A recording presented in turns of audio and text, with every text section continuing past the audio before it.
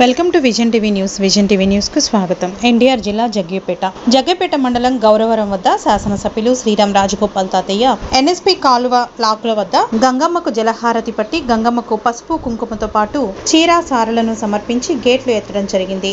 ఈ సందర్భంగా తాతయ్య మాట్లాడుతూ గత కొన్ని సంవత్సరాల నుండి ఖరీఫ్ సాగుకు నీరు అందక రైతులు పడుతున్న ఇబ్బందులు నేడు తొలగిపోయాయి అన్నారు. ఈ కార్యక్రమంలో నాయకులు, అధికారులు తదితరులు పాల్గొన్నారు.